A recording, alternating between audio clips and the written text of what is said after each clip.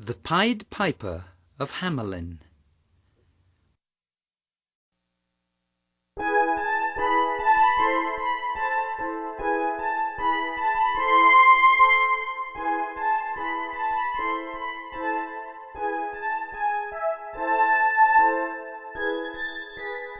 Once upon a time, there was a small village in Germany called Hamelin. The village was built with high walls around it. It was always very clean.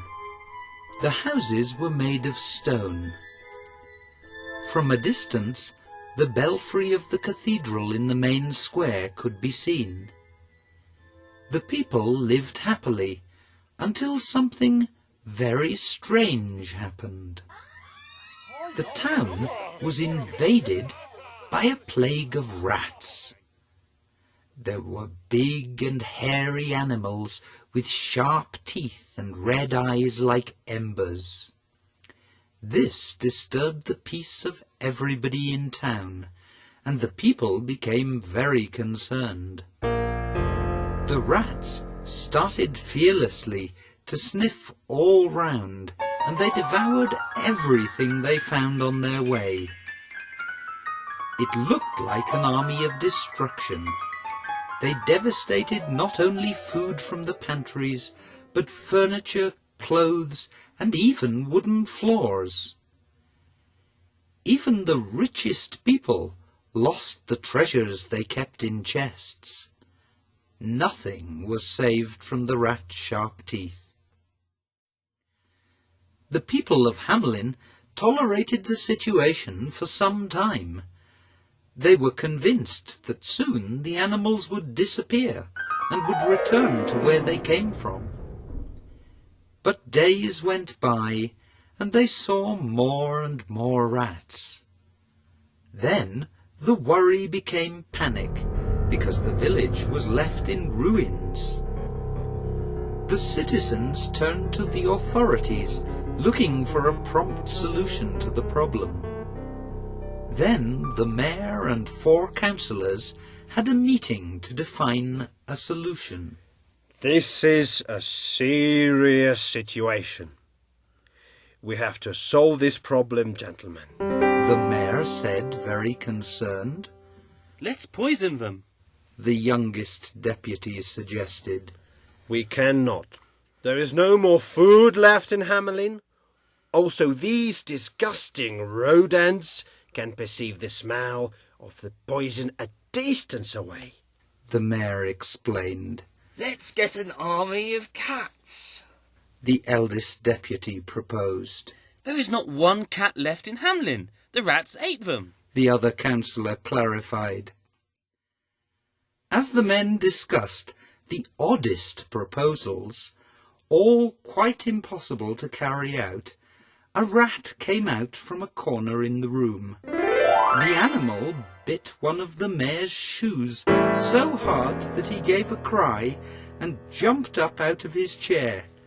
Horrible rats, the mayor exclaimed as he shook his foot desperately. At that very moment, somebody knocked at the door of the city hall. Everybody at the mayor's office looked at each other.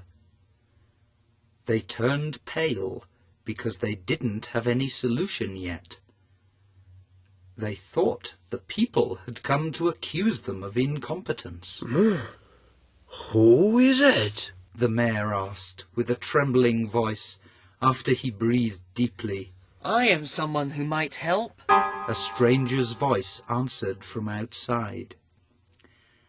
They opened the door worriedly. The newcomer had a strange appearance. He was tall and thin. He was wearing a dark cape over his shoulders and a hat decorated with a feather. In his hands he was holding a silver flute. Good evening, gentlemen. He greeted them with a bow. Who are you?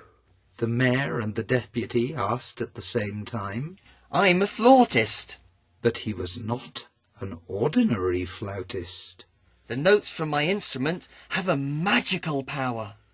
I can lead men, animals, and even things to the very place I wish. The outsider answered.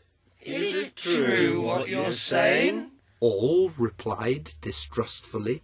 I have heard about the public health problem you have in your town, Hamelin. If you give me 100 florin as a reward, I will succeed in making all the rats disappear from this town. The unknown visitor proposed. 100 florin? We will give you 1,000 if you can do it. The mayor said with hope. It's a deal. Tomorrow there will not be any rats in Hamelin. The man concluded, and he said goodbye with the same bow as before. That night the councillors decided not to go home, but stayed overnight at the city hall. During long hours of insomnia, they talked about the young man, so strange-looking. Would he really accomplish his promise? What if he failed? Hamelin would be completely destroyed, and what would happen to its people? At dawn, they heard in the distance the vibrant sound of a flute. They leaned out of the window, and they saw the Pied Piper playing a beautiful harmony in the middle of the main square. Suddenly, the rats started to come out from everywhere, forming a huge tide of black and hairy beasts. The Pied Piper didn't stop playing, and as fast as possible he went to the river. A crowd of rats followed him. When he reached the river, he went into the water, and the rats plunged after him. That magical music had hypnotized all the rats. Soon the rodents drowned. They didn't even realize that they didn't know how to swim. In the meantime, the people of Hamelin started to react. The villagers went out to the streets, very sceptical, but soon they started to celebrate what had just happened. The mayor greeted the people proudly from the town hall's balcony. He smiled and waved at the crowd. Dear citizens, I found the piper. I declare today a national holiday, the mayor said very excitedly. Finally, everyone went to have a rest after such a busy day. The story about what had happened in Hamelin began to be told in other villages around. Suddenly, the flautist burst into the town hall.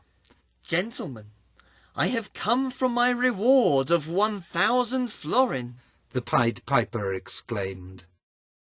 The mayor looked at him in surprise, as the other men looked at each other. What? In all Hamelin there is not such an amount of money, the mayor replied.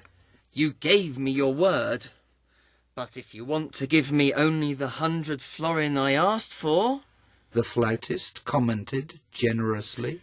You must be out of your mind. I do not think those rats would come back. All are drowned. But we are generous here.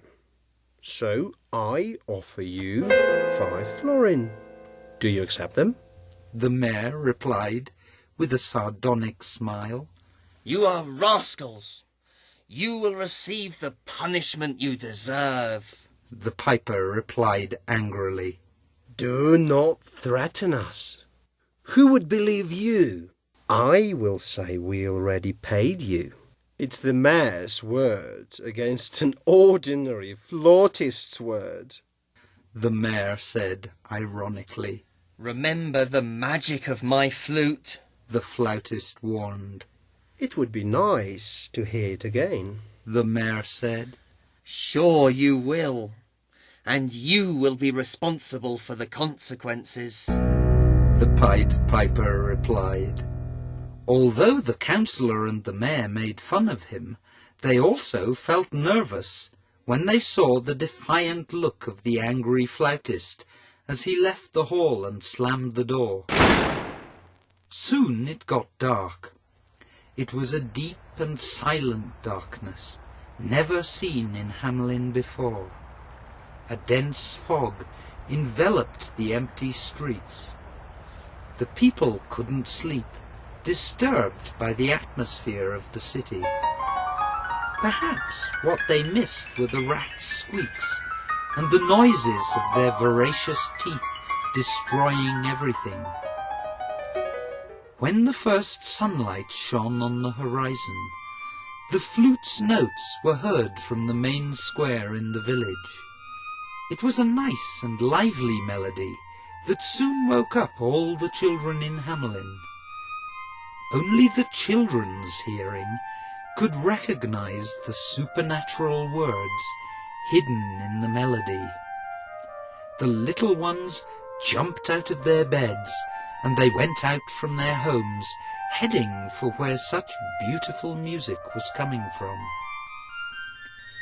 Instantly, all the children formed a long line and started to walk behind the Pied Piper, who kept playing the flute.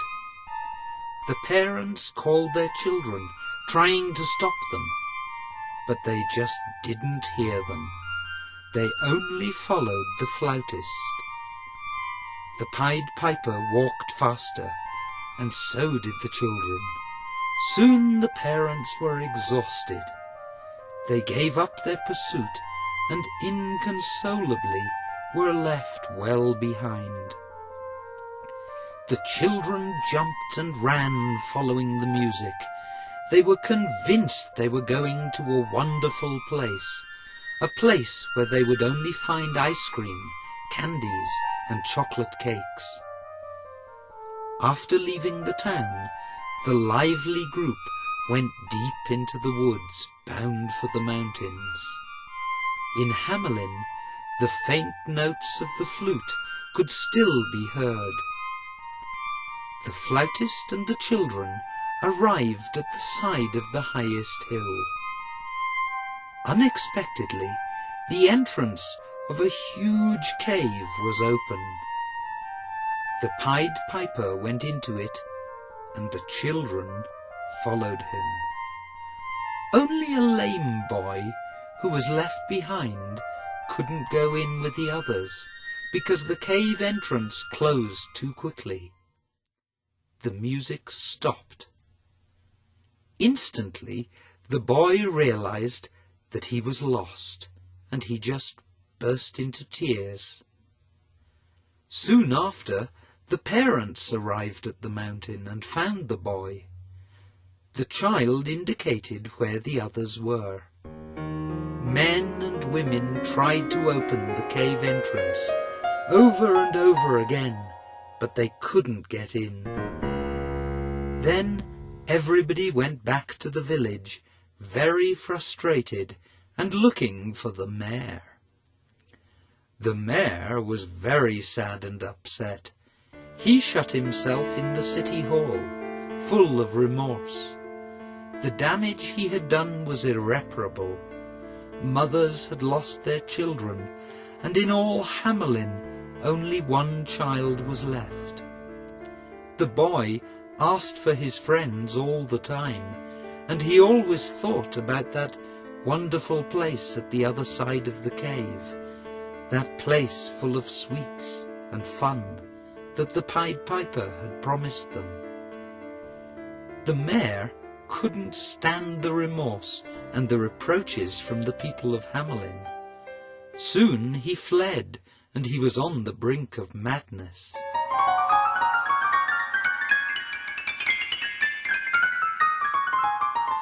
For many years, Hamelin was the saddest and quietest city in all Germany. But gradually, other children were born, and their tiny voices brought joy again to the old streets.